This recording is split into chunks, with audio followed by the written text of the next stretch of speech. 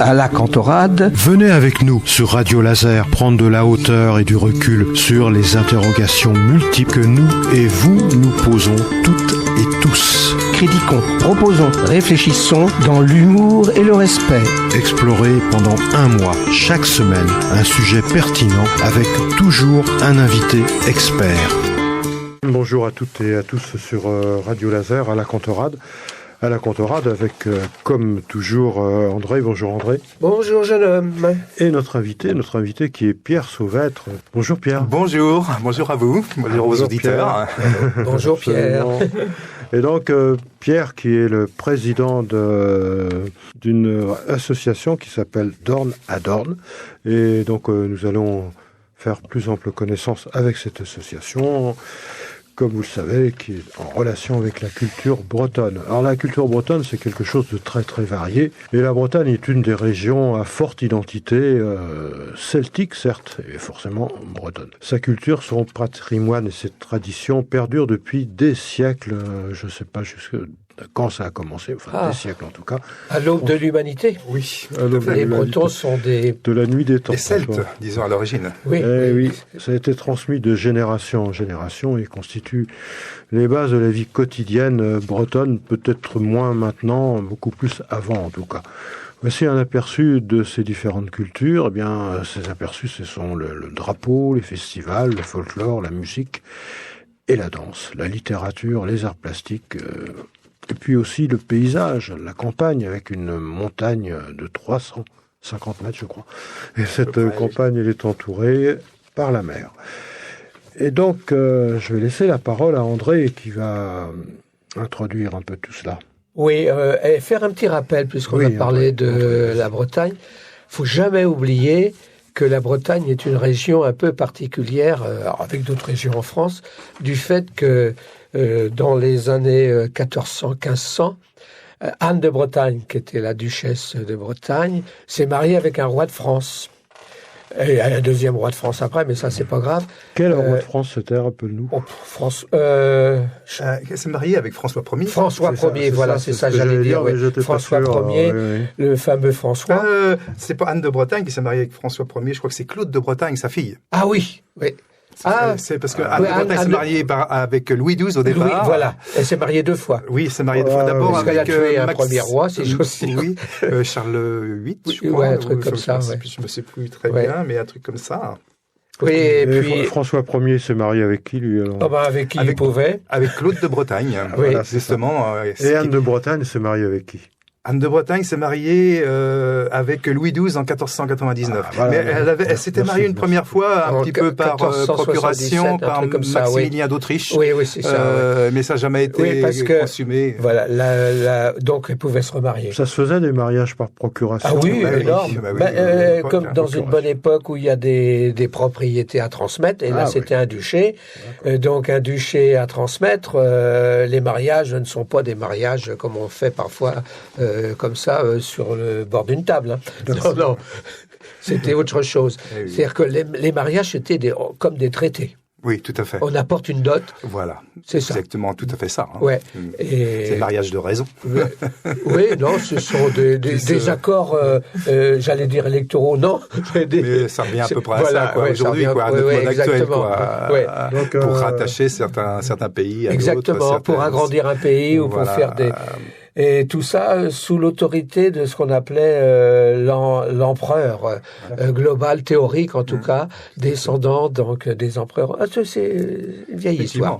Et comme tu disais, André, effectivement, ça remonte à Anne de Bretagne, effectivement, puisque c'est l'édit de l'union de la Bretagne au royaume de France qui va faire que la Bretagne va se rattacher à la France en 1532, justement, l'édit de l'union de la Bretagne au royaume de France, qui était signé à Vannes. Oui, et puis... Parce que Vannes était un centre important de la Bretagne. Il y avait Nantes aussi.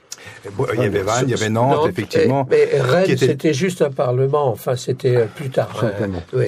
C'était moins important. Mais effectivement, quand on remonte à l'historique, effectivement, Nantes était la capitale de la Bretagne en 937, quand Alain Barbetorte a vaincu les Vikings, et du coup, il a repris toute la Bretagne, et effectivement, il a mis Nantes comme capitale de la Bretagne. D'accord. À l'époque, c'était en 937. C'était pour rien dire que Nantes. Mais les Jacobins, notamment avec la division récente des régions, ont voulu... Historiquement, on a toujours plus ou moins voulu casser un peu l'unité de la Bretagne. On avait trop peur de sa puissance, je pense. Exactement. Ah oui, c'était une rivalité par rapport avec de grandes métropoles qui étaient Rennes et Nantes. Voilà. On en est où du mouvement, en tout le cas, disant que Nantes devrait revenir toujours, ça existe toujours. Il y a toujours une manifestation tous les ans d'ailleurs là-dessus. Il y a toujours des associations qui existent pour le rattachement. Ils se battent tout le temps pour ça, effectivement, pour reconquérir ce territoire, parce qu'effectivement, c'est une hérésie. Historiquement, pendant plus d'un millénaire, le pays nantais était rattaché à la Bretagne. Ça date. J'ai retrouvé ça, c'est sous Erispoe. Donc, c'est-à-dire, c'est dans les années 850. 850, où là, le roi des Bretons, 851 exactement même. Le roi des Bretons, à l'époque, Erispoe, effectivement, va vaincre Charles le Chauve, les Francs. Oui. Et effectivement, les Francs à l'époque. Et au traité d'Angers, du coup, donc, il va unifier la Bretagne et va rattacher le pays nantais, le pays rennais et le pays de Ré à la Bretagne. Oui, il va les regrouper, quoi. Ça va faire encore une... ça va devenir un vrai duché, comme on dit. Oui, tout à fait. C'est un duché. C'est un duché. Alors là, on est dans le pays des Vallons de Vilaine, ici, André. Oui. Et je pense que tu vas pouvoir nous dire que Pierre a fait beaucoup de choses déjà depuis pas mal d'années. Oui, si j'ai bonne mémoire, et je crois avoir une bonne mémoire à ce niveau-là, oui, c'est que finalement... Tu as fait partie de la création de l'école de musique du canton. À l'époque, c'était même un peu plus que le canton. Oui. Puisque ça allait jusqu'à la chapelle Boixic, exactement.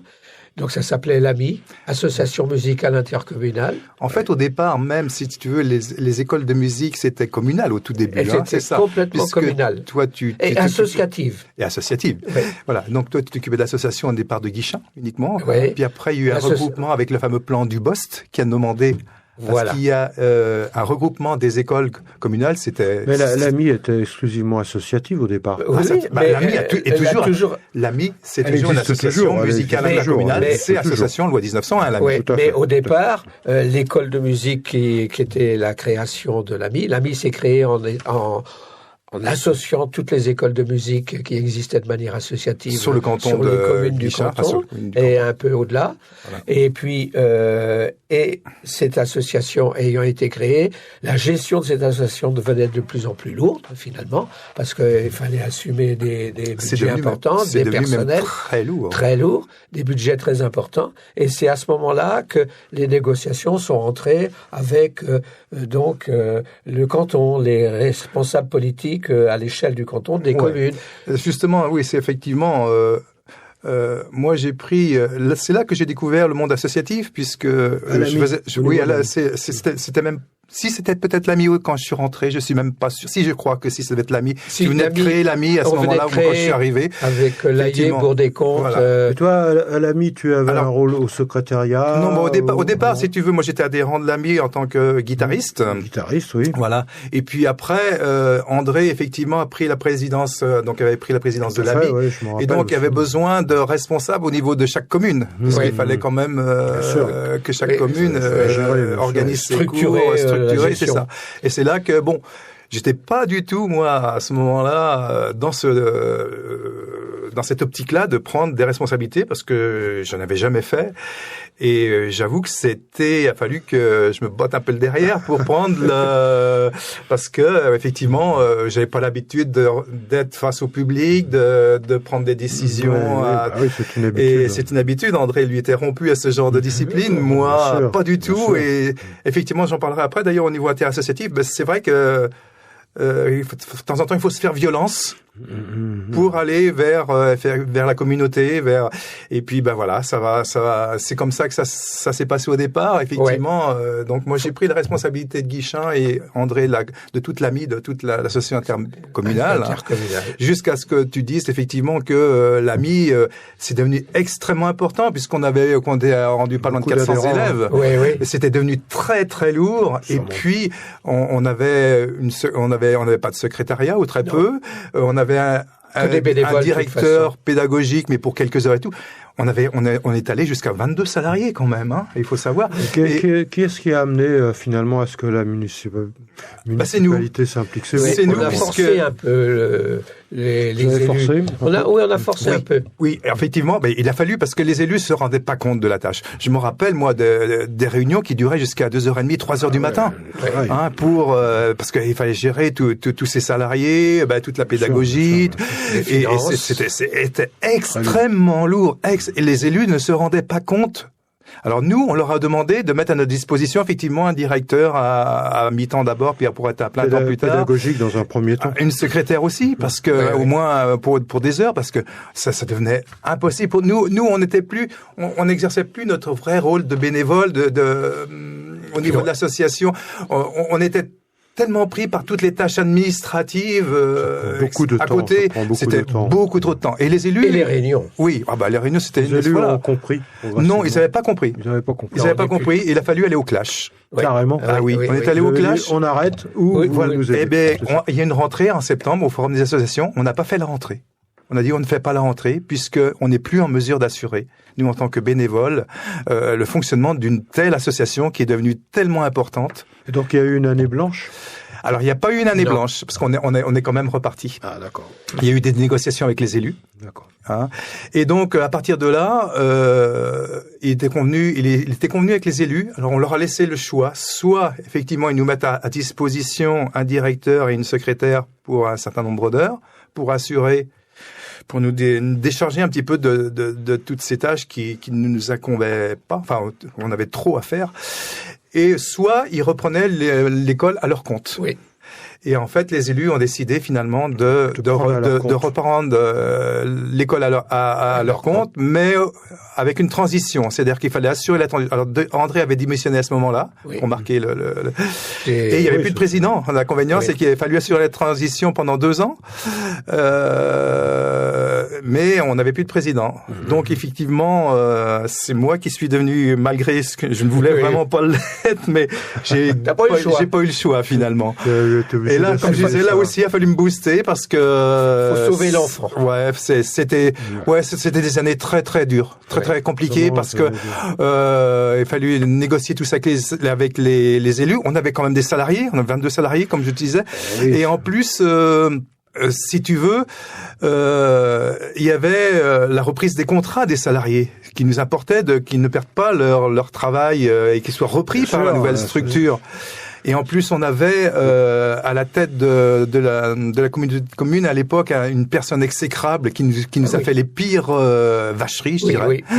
Pour descendre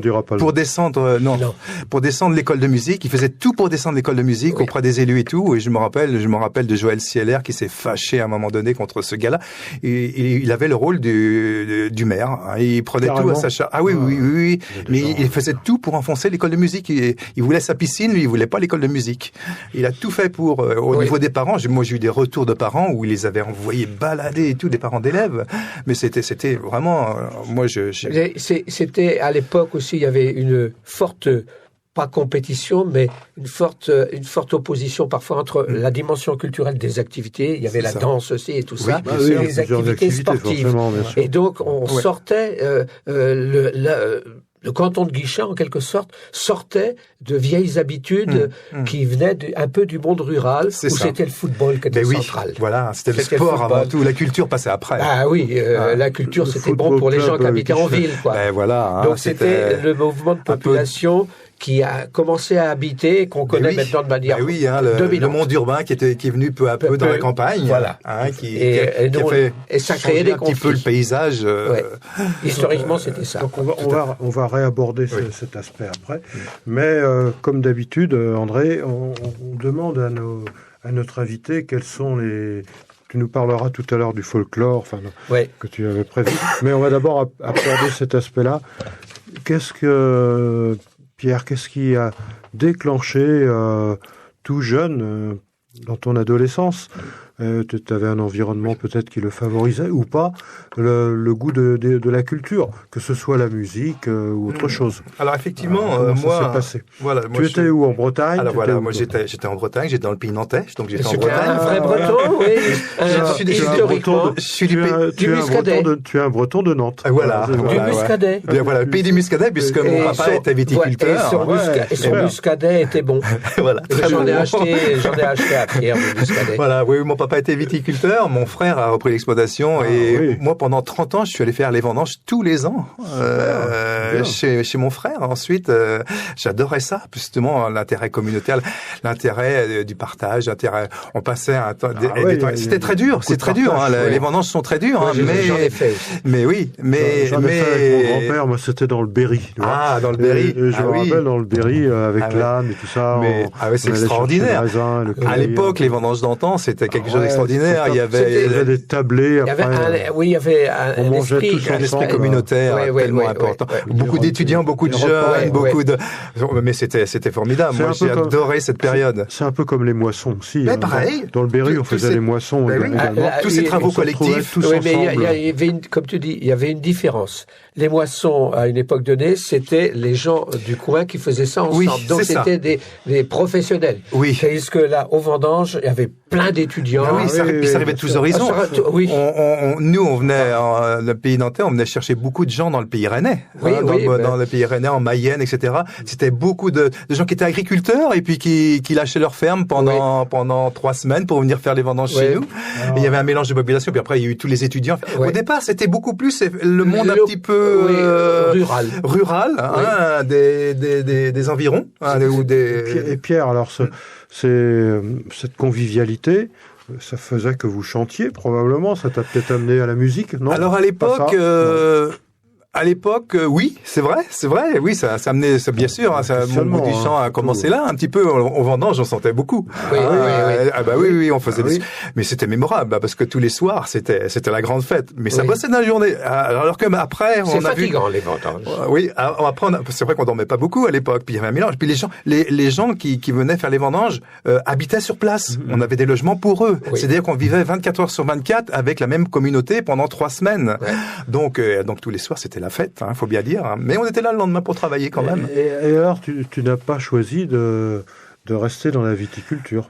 Non, parce que mon frère a repris. Il n'y a pas la place pour 2 déjà. Pouviez-vous vous associer à 2 éventuellement? Oui, on aurait pu, mais non. Finalement, non. Moi, je me suis pas orienté vers ça. Je préférais plutôt aller vers le monde. Au départ, j'avais plutôt envie d'être dans l'éducation nationale. Au départ, c'était un petit peu mon choix. Bon, après, ça bifurqué. Tu voulais être prof de quoi?